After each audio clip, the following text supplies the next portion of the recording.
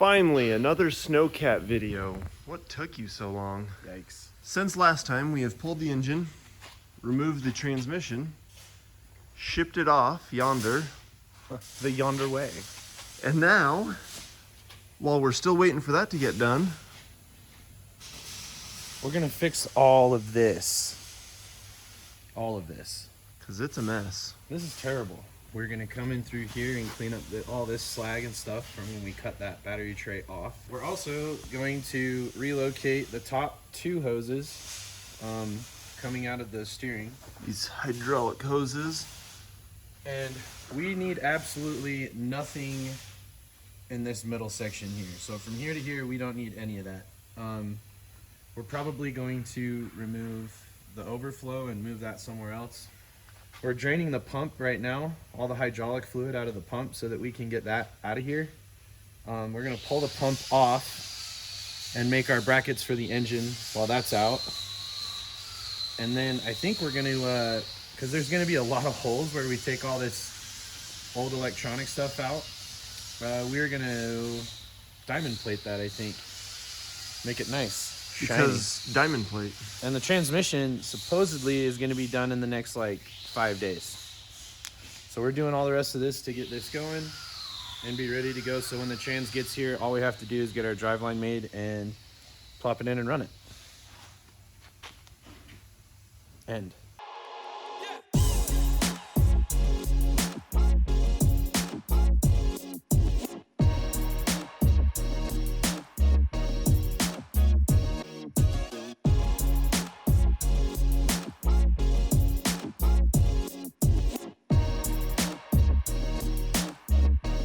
This is all stuff that we're not going to be using. If you watch the time lapse, you may or may not see me. I just cut this off at the firewall because I looked inside and I know that there's going to be a main power that runs from the battery that was in the engine bay into the cabin. So we sorted through here and we noticed that this is going to be the main power junction box. But the wire that's actually feeding the main power junction box is only this big, and the wire feeding everything inside is this big. So a lot of this too is for old analog style gauges that we won't be using. We're actually going to switch to an N gauge that's just one simple unit, very easy to use. We got the rest of these block heaters and everything out like that. And we got our really custom, super sweet limited edition battery tray cut out of there. And yeah, 1983 can have all their crap back. So this is the harness that we cut. We can see our main power wires kind of in the middle. I'm just gonna, we'll just set it, shove that in there, and yeah, we'll just deal with that later. This here is our shifter cable. So we are going to take that whole shifter assembly out of there and use a different cable, obviously, for the transmission we have now. You can see that we just have all of these holes everywhere. So that's why we're going to do our diamond plate cover that's going to go around this now. The only problem that we're having currently is we don't know how to clean this thing. Because this thing is a nasty, nasty boy. It's in the shop. We don't want to hose it down in here, but if we push it out there, out that overhead door, would we get it back in? I don't know. So we do have the Jeep. We do have the Jeep sitting there. So It'll be like Jurassic Park pulling the dinosaur.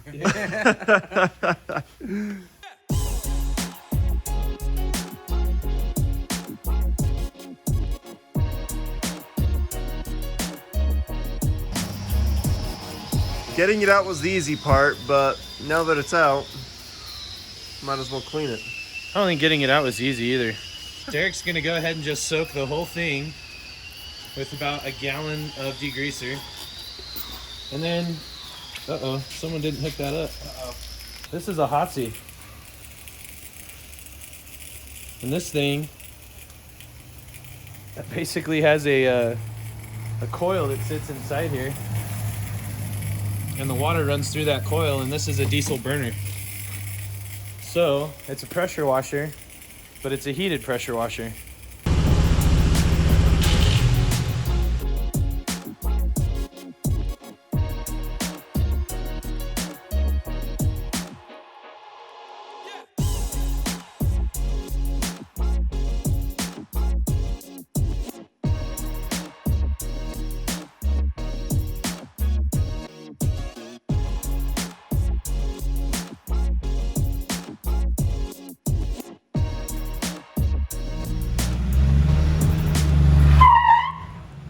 We had to get old Bessie warmed up anyway. So we thought the Jeep would pull this thing back in because it wasn't that hard to get out. We were wrong. Now we're gonna lift it in the back with the forklift. While the Jeep pulls it from the front. And we're hoping it'll go back inside the shop.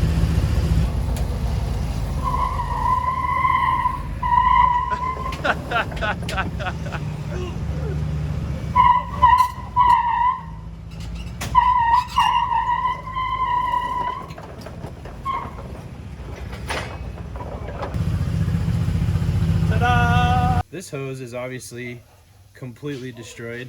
I think that this looks like there was a lot of heat, so that might have been from the old exhaust manifold, which is probably why everything was heat wrapped.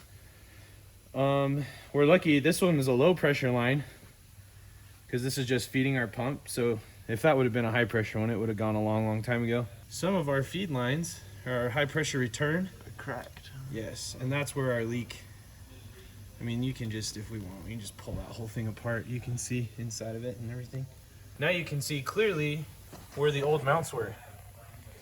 That we had to cut off just to get the whole thing out of there.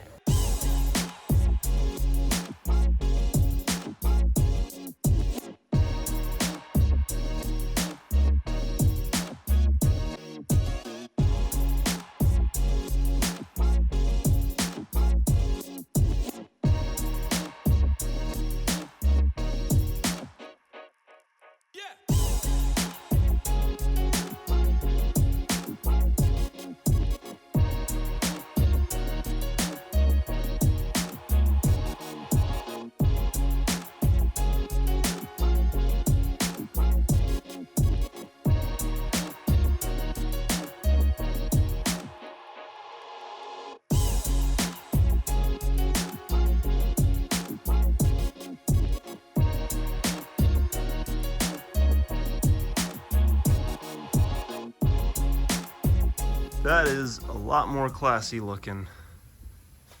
I had to cut it in two pieces because we didn't want to try and remove this super rusted brake booster. And this is actually the second piece that I cut. That's the first one. But my measurement for the width of this box was off, so every hole that I measured off of that box was also off. Learn from my mistake. Now we're gonna paint this. We don't really care about the runs, it's just these bolts are gonna shine through our absolutely epic diamond plate firewall. So, don't judge us too much. Yeah, that looks terrible. Good news is we don't have to care too much. 'Cause it's covered. Yeah.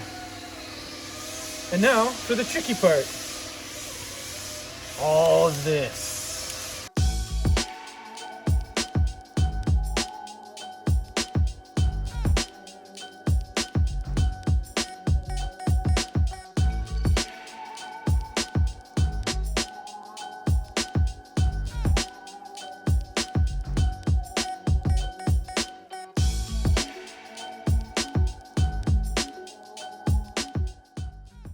Hey all you lovely people.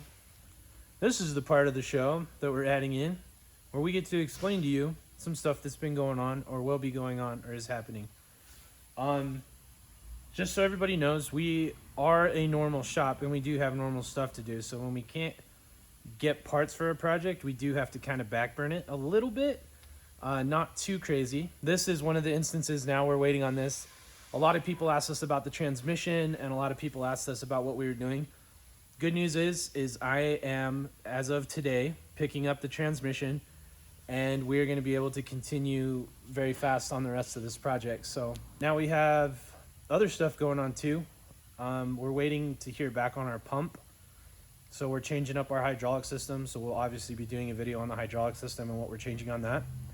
And then it's time to do some crazy stuff. So hopefully we're not irritating you too much with the length of it that it takes to get these videos out, and we want you to stick around and we love you from the bottom of our hearts. How about that diamond plate? Well, let's talk about the diamond plate for a second. That is what every good hot rod needs, is a little bit of diamond plate. And this is a hot rod. Obviously, this is a hot rod now because we're putting an LS in it, so it's definitely a hot rod. It's got all the pieces, LS and diamond plate. Diamond plate, LS, hot rod. That's exactly how you make a hot rod. Put it. It's old. Oh, it's old. Yeah, that's a good one. In conclusion, I think is there any other bits that I'm missing that I need to talk about? You think of? Nope. Just tell everybody that you love them. Yeah, I did that too. As your stepdad, I appreciate you. I love you. Only as much as I need to, though.